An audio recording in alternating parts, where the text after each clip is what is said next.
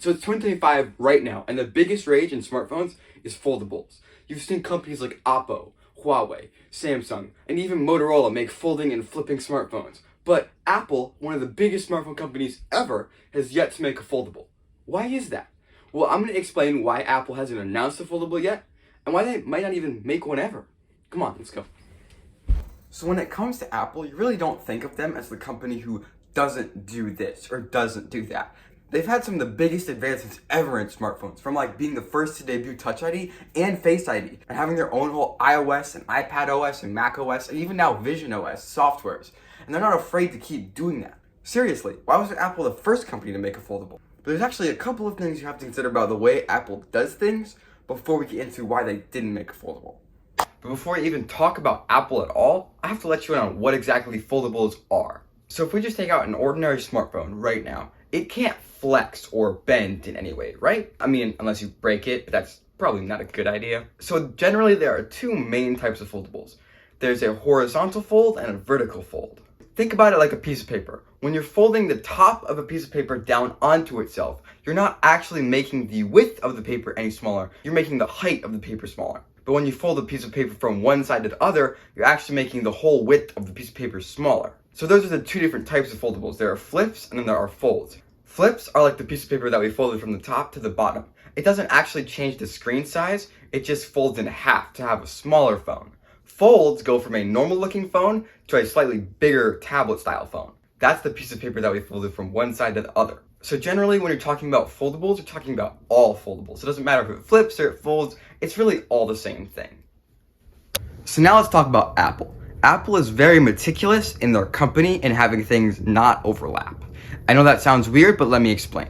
Let's say you're in the market for buying a laptop. You just want a nice processor, pretty good touchscreen, bright colors.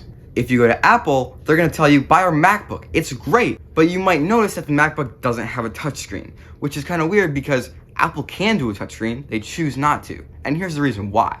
So if you tell Apple, I want a touchscreen, they'll tell you, get an iPad. You can plug it into the computer, then you have a touchscreen. So that's kind of why they can't overlap, because if Apple puts a touchscreen on their Mac, then why does anyone need an iPad? A Mac is just a faster iPad with a keyboard, because you can get keyboards for your iPad. But if you use your iPad for a computer, then a touchscreen Mac totally removes the purpose of you even needing an iPad. Apple's way of you getting a touchscreen is just you getting them both. And that's the ideal value.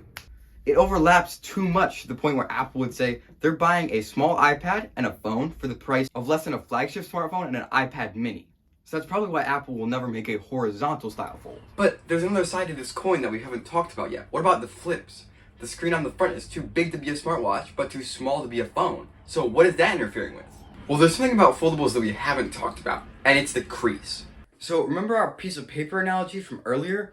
Well, what happens when you fold a piece of paper in half? Even if it's just once, you get a big crease right down the middle. And that's the problem with these folding smartphones. Even though we have great technology and it keeps improving every year, there is still a predominant crease. Just like how there's more wear and tear on your iPhone after every year that you use it, there's a bigger and more predominant crease every time you fold and unfold it. Sure, these phones are rated for a bunch of folds that's going to last you at least 5 years, but it's still there, you can still see it, and it's really quite ugly. It is so crazy that these million-dollar smartphone companies can't come up with a way to just get rid of this big line running down the center of their phones. And that's probably the biggest other reason that Apple won't make a flip-style foldable, is the crease. Apple is so meticulous in their design sense, they have to get everything to line up just right before they release a product. When you look at the iPhone, you can't really point at one and say, that one's ugly. You can say that, but it's not true. Even to Android users, Apple's iPhones look great. And that's why there was so much trial and error when they got rid of the home button. They had to push down the bezels, but also add a bigger sensor for Face ID. And when the iPhone X came out, it looked great, it worked fine.